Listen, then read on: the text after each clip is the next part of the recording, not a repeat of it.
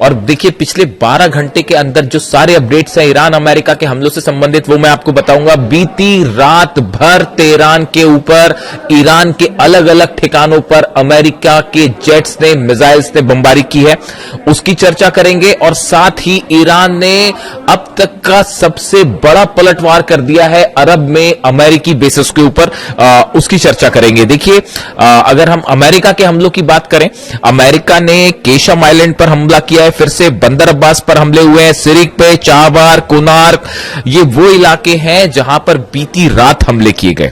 इसके अलावा एक बार फिर ग्रेटर तुम और लेजर तुम जो इलाके वहां पर और अबू मूसा आइलैंड के ऊपर हमले किए गए। यानी करीब 10 ठिकाने ऐसे हैं ईरान के जिसके ऊपर बीती रात जो है अमेरिका की तरफ से बड़ी स्ट्राइक्स की गई है और कई घंटों तक ये बमबारी की गई।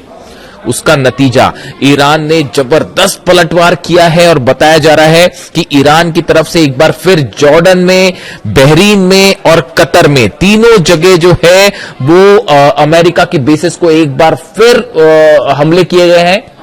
शाहिद ड्रोन से ये हमले किए गए हैं और खैबर शिकन मिसाइल का इस्तेमाल किया गया है। और जो दावे हो रहे हैं ईरान की तरफ से, ईरान की आर्मी की तरफ से, उनके मुताबिक जो जॉर्डन का अजराक एयर बेस है यहां पर ड्रोन स्ट्राइक की गई है, शायद 136 ड्रोन और मिसाइल से हमले जो किए गए इसमें बड़ी संख्या में अमेरिका के F-35, F-16 जेट्स जो है वो तबाह होने के दावे जो है वो ईरान की तरफ से किए जा रहे हैं। बताया जा रहा है कि जो हमले किए, जो मिसाइल्स गिरी हैं उसने F-35, F-16 जहां खड़े हुए थे उनको बेस पर जो है अटैक किया और उसमें तबाही की खबरें आ रही हैं। देखिए इसके जो खबरें हैं, Iran launches retaliatory attack against what it says are US assets in the region including Kuwait and Jordan. Kuwait Jordan दोनों जगह हमले हुए हैं। With Bahrain activated alarms over air attacks, on air attacks. तो देखिए बहरीन में भी लगातार सायरन है, कुवैत में, जॉर्डन में, सब जगह जो है वो ईरान की तरफ से जबरदस्त पलटवार देखने को मिल रहा है। Iran's army says it targeted US military communication system, a fixed radar site and fuel depot at Jordan's Azraq airbase with attack by attacks of drone and missiles। देखिए ये ईरान का जो दावा है कि जो हमले हुए खासतौर पर जॉर्डन में, यहां पर रडार साइट्स जो थी अमेरिका की वो तबाह की गई हैं। इसके अलावा यूएस मिलिट्री का जो कम्युनिकेशन सेंटर था उसको तबाह कर दिया गया है। साथ में जो फ्यूल डिपो था जहां से फाइटर जेट्स में तेल भरा जाता था उसको उड़ा दिया है। ये हमले बिल्कुल वैसे ही जवाब है जो अमेरिका कर रहा है। देखिए अगर आप हमलों को समझें, जो अमेरिका की तरफ से हमले हो रहे हैं, खबरें दो तरह की है। जो इनसाइड स्टोरी मैं आपको बता रहा हूं, दो तरह की बड़ी डेवलपमेंट्स हैं जो आप अगर अमेरिका के उस सर्कल को एनालिसिस करें जो इस समय डोनाल्ड ट्रंप को एडवाइस कर रहा है। देखिए आपको अगर खबर समझनी है कि अब आगे क्या होगा और ये जो हमले हैं इनका नेचर क्या होगा, इजराइल की एंट्री क्यों नहीं हुई, ये बड़े ही महत्वपूर्ण सवाल है। और देखिए आप अगर उन बयानों को एनालिसिस करें जो डोनाल्ड ट्रंप के करीबी हैं और उनके एडवाइजर्स हैं, जिनकी बात, ये फैसले डोनाल्ड ट्रंप नहीं लेते हैं कि हमला करना है, कब करना है, पहले करना है, बाद में करना है। उनके एडवाइजर्स उनको बताते हैं कि ये हमले करने हैं। तो वो एडवाइजर्स जो एडवाइस देने का काम करते हैं, उनके हर बयान पर उनकी क्या सोच है उस पर नजर रखना जरूरी है। अब देखिए हुआ ये कि आप देखिए जो हमले का नेचर है ये बताता है कि ईरान के जितने कम्युनिकेशन सेंटर्स हैं, मिसाइल सेंटर्स हैं, लॉन्च पैड्स हैं, जो रडार सिस्टम है, इनको कमजोर करने की कोशिश की जा रही है ताकि अगर ईरान के खिलाफ कोई बड़ा ऑपरेशन किया जाए तो उसमें जो है ईरान पर जो है ग्राउंड ऑपरेशन किया जाए। इस तरह की खबर है। आप देखिए ग्रेटर तुंब और लेजर तुंब और अबू मूसा, ये 3 आइलैंड्स ऐसे हैं जिस पर अब अमेरिका लगातार हमले कर रहा है। इनके क्या मायने हैं?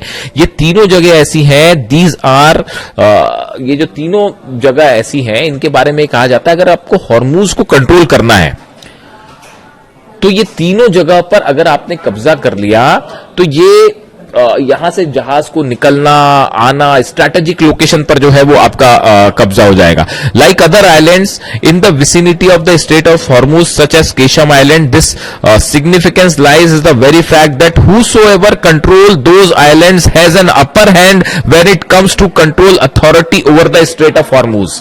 जो खबरें उसके मुताबिक कि जिसने इन तीनों आइलैंड्स पर कब्जा कर लिया और जिस पर अबू मूसा आइलैंड पर और ग्रेटर तुम और लेजर तुम पर जिसने कब्जा कर लिया इन इलाकों में, उसका पूरे हॉर्मुज पर कंट्रोल हो जाएगा। इसीलिए अमेरिका के ये हमले हो रहे हैं। यानी अमेरिका की जो स्ट्राइक है वो ऐसा लगता है कि एक बड़ी योजना के तहत है।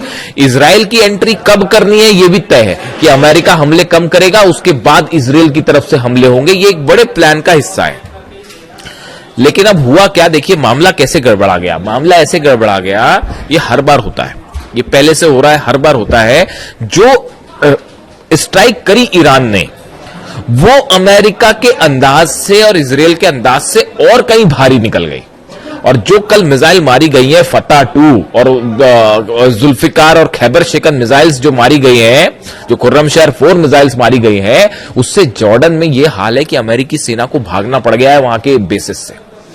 इतना बुरा हाल हो गया है वहां पे। ऐसे ही हाल बहरीन का है, वो 5वां बेड़ा जो है वो तो खड़ा ही नहीं हो पा रहा, वो बेड़ा फ्लैट ही हो चुका है। वहां पे इतने ज्यादा हमले हो चुके हैं, वहां रनवे खराब तबाह हो गया, हेडक्वार्टर तबाह हो गया, रडार सिस्टम उड़ गया है, अर्ली वार्निंग सिस्टम है वो तबाह हो गया है। ऐसी हाल कतर में है। कतर में तो आप सोचिए कि ईरान के विदेश मंत्री दौरे पर जा रहे हैं और उसी दौरान भी हमला हो रहा है। और साफ मैसेज है ईरान का कि भैया हमारी अरब देशों से कोई दुश्मनी नहीं है, हमारी अरब देश की जनता से कोई दुश्मनी नहीं है, लेकिन आप अपने बेसिस बना रखे हैं, अमेरिका की अपनी जगह दे रखी है, तो वो सारे बेसिस पर हमला हो रहा है। ये साफ मैसेज है ईरान की तरफ से। अब देखिए ये जो प्लानिंग है ये गड़बड़ा ऐसे गई कि जो हमले पलटवार किए ईरान ने, देखिए स्ट्रेट ऑफ हॉर्मुज बंद है और हॉर्मुज में भारी पड़ रहा है ईरान, इसमें कोई शक नहीं है। करीब मेरी जानकारी के मुताबिक 15 शिप्स ऐसे हैं जो ईरान की तरफ से हमले किए गए, यानी ईरान की परमिशन के बिना वहां से जहाज नहीं निकाले जा सकते। बात नंबर 1। बात नंबर 2, अमेरिका फिर ब्लॉकेट करके खड़ा है। ये जब आप ब्लॉकेट, जितनी ज्यादा जंग जो है, जितनी ज्यादा इस जंग को आगे खींचने में ईरान कामयाब हो जा रहा है, उतनी करारी हार हो रही है अमेरिका की। इस बात को समझिए। दुनिया के सुपर पावर्स मिलकर पिछले 5वां महीना शुरू हो चुका है, ईरान को नहीं हरा पा रहे। हराना तो छोड़िए, वो आपके बेसेस जला रहा है, ऐसे बुरी मार मार रहा है कि आप याद करो। आप सोचिए डिफेंस काय का डिफेंस, वो जॉर्डन में जो मार मारी है ना ईरान ने, उसकी तस्वीरें अभी देखिए। क्या है कि दावे ही हैं, अभी वो सच्चाई निकल के सामने नहीं आएगी। वो आएगी भी तो कब आएगी, बाद में पता चलेगा। एक महीने बाद कोई सीनेट की रिपोर्ट आएगी या कांग्रेस की रिपोर्ट आएगी, उसमें बोल दिया जाएगा कि भैया इतने प्लेन जल गए और ऐसा हो गया और वैसा हो गया। तो उसके बाद फिर जो है वो बात निकल के सामने आएगी।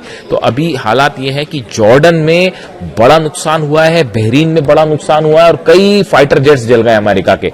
जब मिसाइल्स गिर रही थी, ड्रोन्स गिर रहे थे, तो सोल्जर्स को भागना पड़ गया वहां से। इस तरह के भी वायरल वीडियोज हैं। तो अब प्लान जो था वो गड़बड़ाने लग गया है। और आज 5वां भी नए हमले का 5वां दिन है। वो जंग हमेशा से चली आ रही है। अली खामनेई साहब हमेशा यही कहते थे शुरू से ही, कोई डील नहीं होने वाली और इनका सिर्फ एक ही इलाज है, और वो क्या है वो आप भी जानते हैं। इसीलिए वो डील विल नहीं करना चाहते थे।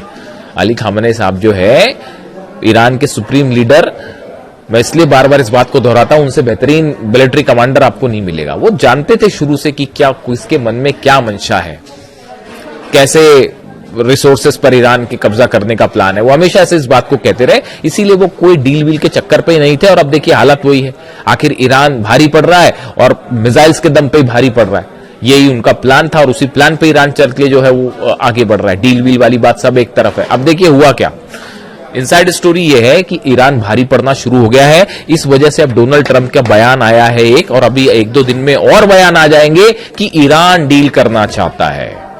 जेडी वेंस का बयान क्या है? जेडी वेंस का भी बड़ा गौर करने वाला बयान है। वो कह रहे हैं कि अमेरिका के कुछ नेता ये चाहते थे कि ईरान के साथ जंग जो है वो लंबी चले और कोई डील ना हो पाए। ये जेडी वेंस कह रहे हैं। डोनाल्ड ट्रंप का ये बयान कि ईरान डील करना चाहता है, और जेडी वेंस का यह कहना कि इजराइल के कुछ नेता ये चाहते थे कि जंग लंबी चले। ये दोनों बयान ये बता रहे हैं कि फिर से जो है ये सब हमले रुकेंगे और फिर से ये बातचीत शुरू होगी। आप देखिए डोनाल्ड ट्रंप की तरफ से कि हमने फिर से बातचीत के टेबल पे आ रहे हैं और बात कर रहे हैं और हमने बहुत नुकसान पहुंचा दिया है ईरान को। ईरान को नुकसान हुआ है, वाकई हुआ है। वहां पर काफी सारे लोगों की मौत हुई है। और तो और छोड़िए, अभी एक नया दावा आ रहा है कि कैंसर हॉस्पिटल पर जो है वो हमला कर दिया है अमेरिका ने। इससे शर्मनाक और क्या हो सकता है कि आप कहीं पे जो है इस तरह की खबरें हैं, दावे हैं, सच सामने आएगा, मैं उस पर बात करूंगा जरूर कि ईरान में कैंसर हॉस्पिटल को निशाना बनाया गया है, ऐसी खबरें हैं, ऐसा दावा है। आप वॉर में कैंसर हॉस्पिटल पर हमला करते हैं, इससे शर्मनाक और कुछ नहीं हो सकता साहब, और ये बोलने में मेरे को कोई झिझक नहीं है। अस्पतालों को कहीं निशाना बनाया जाता है जंग में, वॉर क्राइम है ये तो। और आप देखिए, खैर अब जो 168 बच्चियों पर हमला कर सकते हैं वो कहीं भी हमला कर सकते हैं। हकीकत यह है साहब, देखिए मैं ज्यादा चीखना चिल्लाना नहीं करता, आराम से ही बताता हूं। हकीकत यह है, और जिसको मेरे से डिबेट करना है वो डिबेट कर लें किसी दिन। ईरान भारी पड़ना शुरू हो गया है और फिर से जो है अमेरिका झुकेगा और फिर से बातचीत करना शुरू करेगा। आप देख लीजिए, लिख लीजिए इस बात को, जो स्ट्राइक्स करी हैं ईरान ने, जबरदस्त स्ट्राइक है तीनों चारों अरब देशों में, और वो ये बता रही हैं कि ईरान बड़ी ही एक्यूरेसी के साथ, मैं अगली वीडियो में आपको बहुत बड़ा खुलासा करूंगा, आखिर ईरान जो है वो इतनी प्रिसाइज स्ट्राइक कैसे कर पा रहा है कि वो अमेरिका के जो है जहां पे F-16 खड़े हैं, F-35 खड़े, वहां हमला हो गया, रडार सिस्टम उड़ गया, कम्युनिकेशन, वो चीन के सैटेलाइट तो मदद कर भी रहे हैं, लेकिन एक नई थ्योरी सामने आ रही है, उसमें अलग से बात की जाएगी कि कैसे ईरान जो है वो इतने एक्यूरेट निशानों पर हमले कर पा रहा है। इसी बीच हॉर्मुज फिर से जल रहा है। हॉर्मुज सब कुछ क्लोज्ड है, शटडाउन है, और हॉर्मुज में फिर ईरान ने साबित कर दिया है कि हराना तो छोड़िए, पीछे नहीं किया जा सकता ईरान को। फिलहाल स्ट्राइक्स जारी है। अब देखना यह है कि डोनाल्ड ट्रंप क्या चाहते हैं, फिर से बातचीत करते हैं या जंग कैरी ऑन करते हैं, वॉर को कैरी ऑन करते हैं। दो तरह के पॉइंट ऑफ व्यू हैं। अमेरिका में भी इस बात को लेकर फिर चर्चा शुरू हो गई कि भाई ये जो हमले किया इसका परिणाम क्या होगा। वो ईरान को तो आप हरा नहीं सकते, ये बात तो तय है। आप कुछ करके देख लीजिए, ये जो खार्ग आइलैंड की ओर एक तेल टैंकर जा रहा था ईरान का, उस पर भी हमला किया गया, इस तरह की खबरें हैं।